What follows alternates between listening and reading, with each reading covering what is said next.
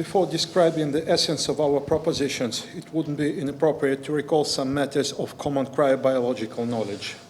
Any means of cryopreservation generally relies upon vitrification, in which cells survive in glass between ice crystals. Even under slow programmable freezing, cells are surrounded by unfrozen liquid between growing ice crystals. Vitrification is a process whereby fluid becomes a solid during cooling. More precisely, exhibits most of the properties of solids, without any substantial change in molecular arrangement or thermodynamic state variables. Hence, no crystallization with a consequent heat release and volume increase. Proposals of simultaneous vitrification of entire samples without the formation of ice even predate the discovery of the first cryoprotectants in 1940s. However, the first practical implementation of vitrification with murine pre-implantation embryos was carried out only in 1985 by Gregory Fay and William Rowell. The main condition for the onset of vitrification during cooling is an increase of liquid viscosity after about 10 to the 13th Poisson. On the molecular level, it is expressed in loss of rotational and translational degrees of freedom, leaving only bone vibration within a fixed molecular structure, which leads to a decrease in the specific heat and thermal expansion coefficient. Cryoprotectants lower the critical cooling rate, which is not less than 10 to the 7th degrees per minute for pure water, required for vitrification, inversely proportional to their concentration within the cooling solution, reducing it up to quite available speeds. Cryopreservation of individual cell suspensions requires nothing more than a slow programmable freezing, and the vitrification protocols for whimsical pre-implantation embryos are even more easy to apply. However, when dealing with macroscopic objects, researchers are faced with a number of additional obstacles, namely, 1. The toxicity of extremely high cryoprotectant concentration, up to 60%, required for vitrification. 2. Uneven cryoprotectant distribution in organ parenchyma. 3. Irregularity of cooling with temperature gradients. 4. Insufficient cooling rate. 5. Cracking during storage below glass transition temperature. 6. Occurrence of nucleation sites at about glass transition temperature. 7. Insufficiently slow and uneven warming with temperature gradients and local overheating. 8. Devitrification during warming due to insufficient heating rate with ice recrystallization. 9. Reperfusion syndrome at the end of the rewarming. Ice formation during warming happens faster than during cooling because ice nucleation occurs at lower temperatures than ice growth. This nucleation leads to extensive ice growth at warmer temperatures. That's why the so-called critical warming rates are typically 2 or more orders of magnitude greater than critical cooling rates. The same stringent and even contradictory conditions are imposed on storage temperature and transport of macroscopic samples, because masses of vitrifiable tissues larger than a few cubic centimeters almost invariably develop large-scale fractures. Storing them at liquid nitrogen temperature leads to cracking due to shear stress relaxation, while keeping them close to the glass transition temperature, down to 15 degrees, results in the formation of nanoscale ice crystals due to lateral diffusion of water molecules, which increases the critical warming rate upon subsequent heating. A detailed review of the entire spectrum of research requires a separate report and goes beyond the scope of our work. The more so because no major success has been achieved yet, excluding successful vitrification of blood vessels, peripheral nerves, pancreatic islets, and so on. Although speaking of nerves and blood vessels, I personally believe it is rather a tissue engineer in the cryobiology. The most promising advances in this field were made by the company of 21st century medicine, a company led by Gregory Fay and Brian Walk. In 2005, they have reported on a rabbit kidney that survived vitrification and subsequent transplantation with immediate contralateral nephrectomy, successfully functioning for 9 days. However, due to the above-mentioned unresolved problems, this experiment remains anecdotal so far. We know three possible ways of macroscopic biological object accelerated warming: the dielectric warming, vascular perfusion with inert fluids that remain liquid at cryogenic temperatures, and gas perfusion. Dielectric warming results in very uneven heating.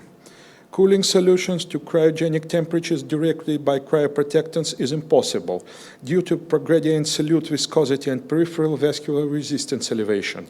As a result, the perfusion rate decreases. From a certain moment, instead of passing through the microvasculature, refrigerants begin to shunt through the major vascular arcades. Respectively, the heat exchange is complementarily weakened, and cooling becomes irregular. With a further increase, viscosity perfusion either stops or ruptures in the parenchyma occur.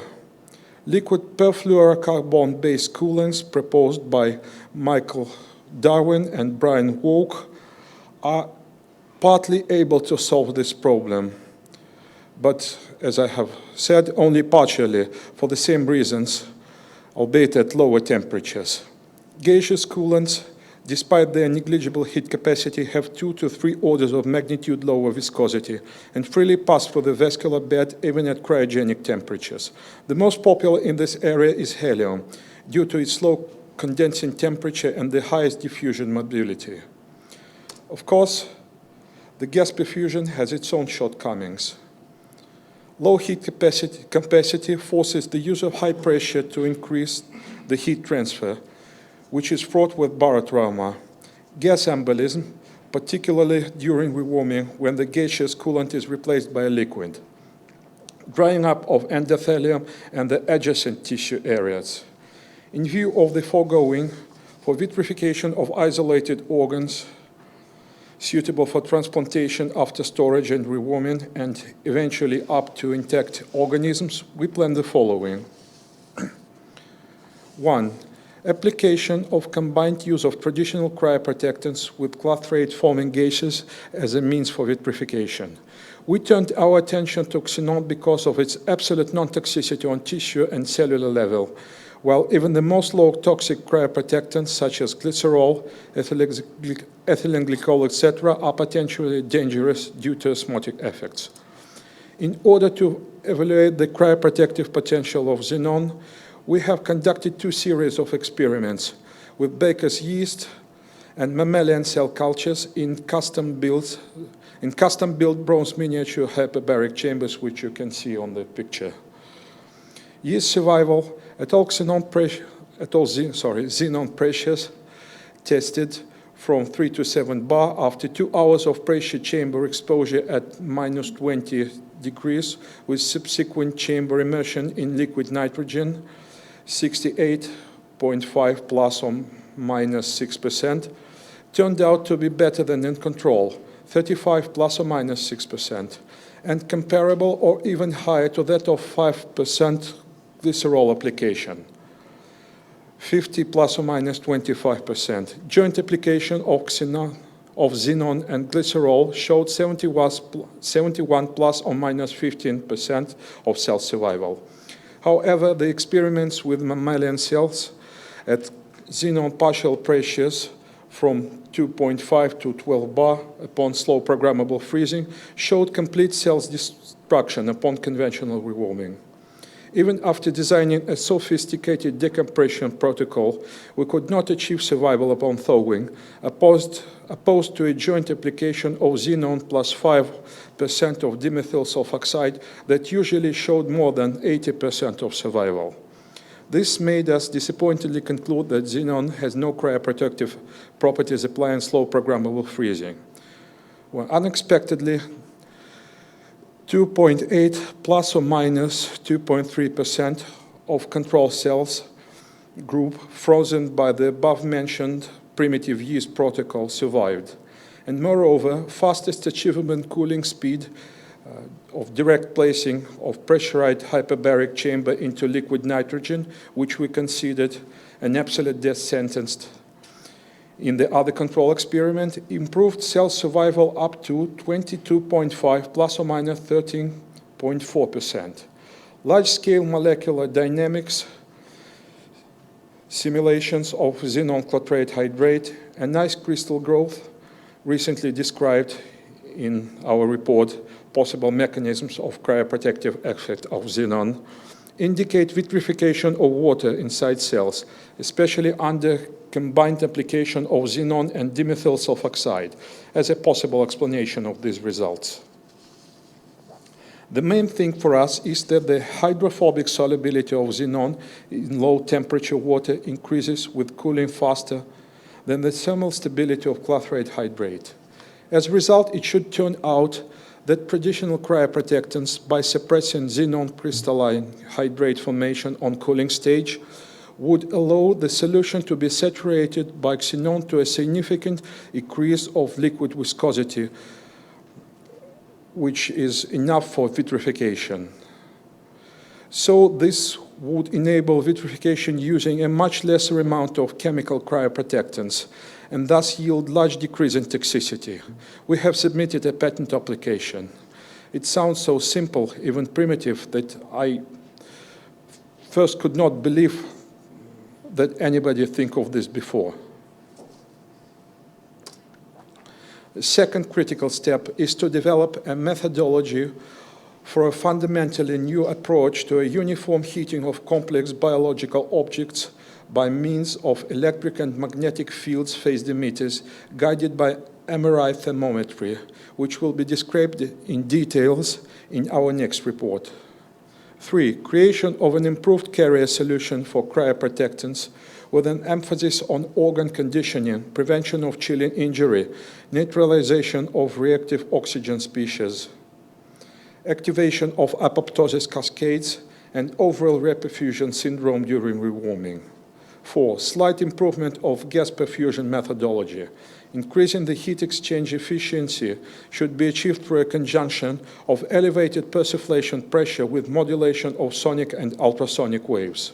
5, application of frequency and width pulse electromagnetic field modulation within the initial stages of cooling, not confining to a simple 50 Hz oscillation used in cells alive system, low temperature freezer of Abico Corporation. 6, determination of the best storage temperature for objects vitrified by our method, taking into account the alleged stabilizing effect of gas cryoprotectants. Unfortunately, we cannot do all of the above since we run out of money, so this is all a mere theory.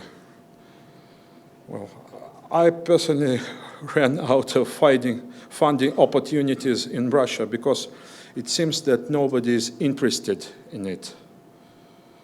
Well, as Igor Valentinovich has already said, we're open to any type of collaboration. Well, thank you for your attention.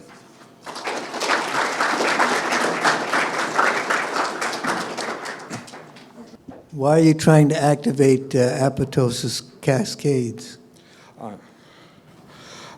I meant prevention of apoptosis cascade activation. Could you review a little bit what was the benefit? Did you get any benefit of xenon compared to the traditional cryopreservation? Was there any benefit in any laboratory setting for mammalian cells? Well, you see, one of the control groups, which was cooled with the maximum possible speed, well, showed elevated survival, well, up to 40% in one of the series of experiments. I mean, 22.5 plus or minus 13.4%. And without the xenon, it was 2%, if I remember rightly. No, without xenon under the same speed of cooling, they were 0%. And when we tried to freeze cells with the primitive yeast protocol of 2 hours of cooling, at minus 20 Celsius with subsequent immersion in liquid nitrogen. Well, there are almost 3%, 2.8 plus or minus 2.3% of cells turned out to be alive, though we said that should be none. Why do you call the Fahey-Wolf experiment anecdotal? Well, nobody, including themselves, could not repeat it later, up to the present moment.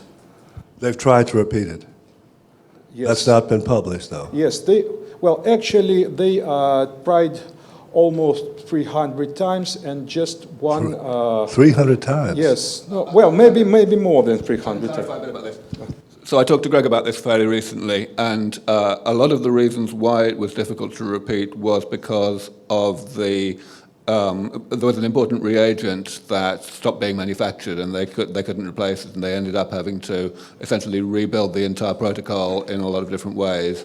I believe that Greg's latest data is that they're getting close to being able to repeat it, but they were basically prevented from doing the obvious repetition because of unavailability of an important reagent. Thank you. It's certainly one of the most important experiments in our movement, the Fahey-Wolf experiment. I'm not a physicist, so sorry if this is completely naive. But as far as I remember, pressure is important to how gases behave. So on your last point, the storage conditions of whatever you've cryopreserved probably have some bearing, or will the tissue behave differently if it's been cryopreserved with xenon, depending on the storage conditions and the pressures therein? Well, when being frozen, the xenon clathrate hydrates are quite stable, so there's no need in any special barrow chambers, etc. So though it is quite difficult to thaw them because of the decompression procedure, it should be, well, rather sophisticated. I'll get back to you after.